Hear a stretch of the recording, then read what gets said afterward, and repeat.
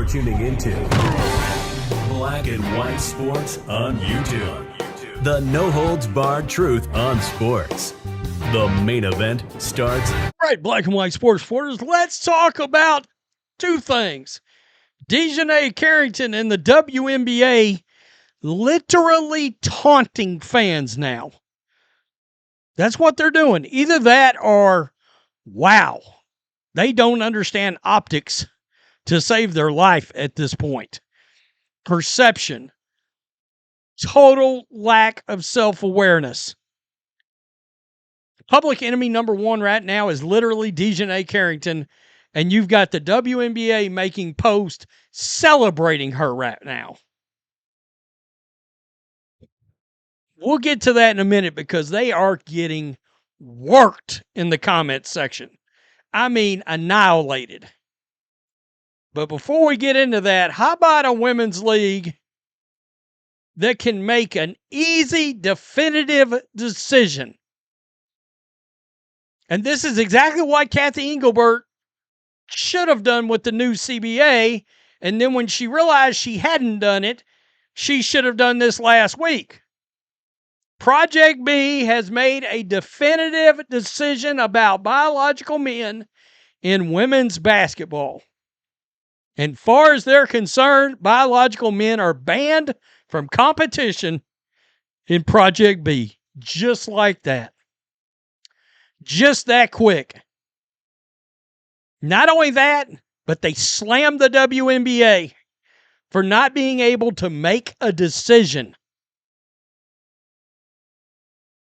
Front Office Sports. Elena Beard, a former WNBA star and the co-founder of the planned Global Basketball League, Project B, told Front Office Sports she's disappointed in the WNBA's leadership for not taking a stand against non-basketball narratives dominate its discourse. Quote, where's the accountability, the integrity, the intentionality, said Beard, who is also the league's chief basketball officer. All of it is needed right now in what could become one of the most defining moments in the history of the sport. Beard added that Project B, which says it will launch in January, will focus on, quote, creating joy and delivering the highest quality basketball. Project B has signed several WNBA stars, including Nneka Ogwumike, Jonquel Jones, and Sophie Cunningham. By the way, Kelsey Mitchell is signed to this league too. Cunningham's comments in ESPN's profile published in late July have put an increased focus on the WNBA's eligibility requirements. The Indiana Fever guard said she wants to, quote, protect young girls in a locker room or young girls in sport who shouldn't have to go against biological men. These comments have been met with support from groups seeking to protect women's sports, but also resistance from trans rights activists, as well as some WNBA players and coaches. Project B told Front Office Sports that as an international league, it will follow the International Olympic Committee and FIBA gender eligibility guidelines, saying the decision is meant to provide, quote, consistency and confidence for players and stakeholders. In March, the IOC announced a new policy effectively banning transgender women, biological men, from competing in female categories at the Olympics. The IOC explained the policy, quote, protects fairness, safety, and the integrity in the female category. FIBA announced in April it would follow the IOC's policies. So how about that? Just that quick. All the while, Kathy Engelbert sent a memo out, said they've got to get together and discuss with stakeholders what a freaking woman is. The WNBA's eligibility rules are collectively bargained, though there is just one line in the CBA surrounding eligibility based on gender, which reads, only players who are women are eligible to play in the WNBA. It does not provide information on identity or gender assigned at birth, though there has been no transgender player assigned male at birth that has ever played in the WNBA.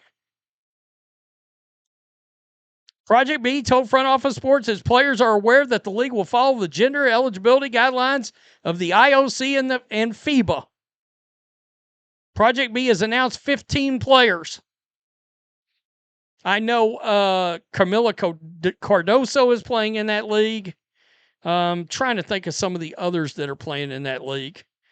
So that would have been real easy. Kathy Engelberg said our policies could have come out, said our policies are going to mirror that of the IOC and the Olympic Committee. That's all she had to say.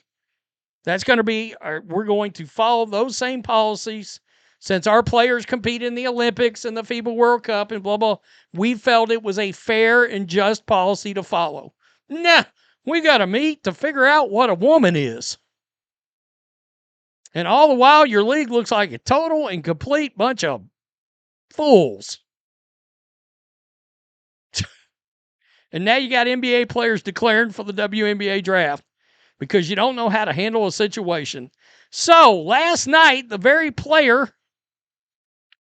that gave Sophie Cunningham a clothesline from hell and then proclaimed it was white privilege 22 seconds after she walked off the court and then tried to play everybody for a fool yesterday, saying, well, I didn't make it about that play, even though, again, she posted it like a millisecond after walking off the court. Of course it was about that play. It's funny how these players think everybody is so stupid. Stop it. So anyway, the WNBA posted a minute's worth of freaking highlights last night. Dijonai was relentless tonight for the Chicago Sky. And when I tell you, this league got annihilated over this post, I got to tell you, fuck the WNBA. So they will put out a post tonight. Wow. For Sophie, our only black lesbian dirty players, Adam Silver's a shitbag for not firing Kathy a long time ago. She should be suspended. She is still a racist, dirty player. No discipline for the white privilege tweet? You got to be kidding. In this league, they were never going to do anything to her. Never. They were never going to do anything to her. You shouldn't be celebrating that racist. You should be suspending her. I thought the WNBA claimed to have no space for hate. Oh, no. What's this? Oh. When the officials look at the replay, they may upgrade this to a flagrant baseball bat chainsaw. Did the league address the white privilege comment? Nothing to see here. Please disperse. Nothing to see here. What a great movie. So we're just going to ignore her race-baiting bullshit? Yeah, probably. Wow, who's still a racist, cultural appropriator, and ghetto hood?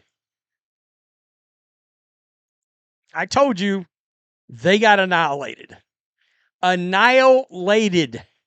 She should have not have been allowed to play in this game. What was the punishment for breaking rules about posting during the game? Yeah, that's something that's going around right now, that it is a violation for her to have made her white privilege post. And I guess actually her 823 post, which in my opinion implied a threat towards the Indiana Fever for the next game, that is actually against policy. She should not have tweeted out or posted on social media during the game. Even if she's in the locker room, it's against policy. She should not even have been on the floor tonight. Total bullshit. She should be suspended for breaking the rules. Too late to market this race-baiting punk.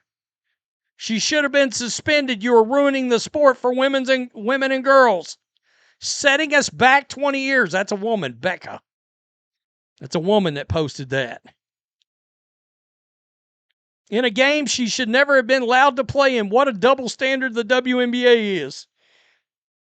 Not sure this is a player you should be spotlighting, you fucking racist league. Clowns. Wow. What a effing garbage organization the WNBA is. Complete and utter trash.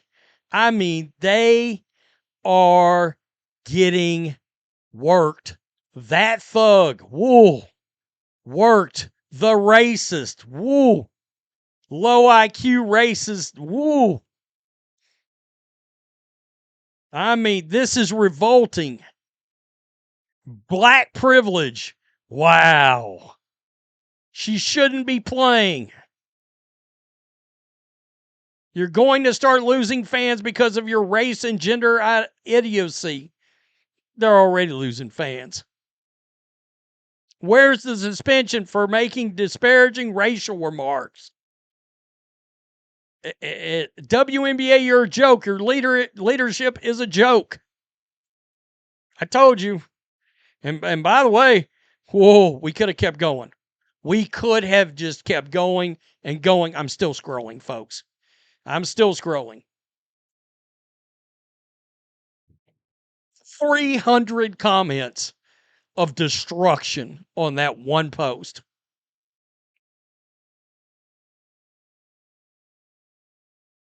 Damn. Got to be more careful. But it's little things just like this that is why the WNBA has never been able to make any money. They obviously have no way to read the room. They have nobody that understands optics or perception, lack of self-awareness for the league. I mean, and that's supposed to be Kathy's job. But here's the problem. Even the people posting shit on social media, let's be real, they have something against the new fans, the regular sports fans that are watching. They know when they posted this, it will rub people the wrong way, and they're getting a kick out of it. Boy, that's a shitty way to do business. Tell me what you think. Peace. I'm out. Till next time. Thanks for watching the show. Be sure to like, comment, and subscribe. Be sure to tune in next time on Black and White Sports.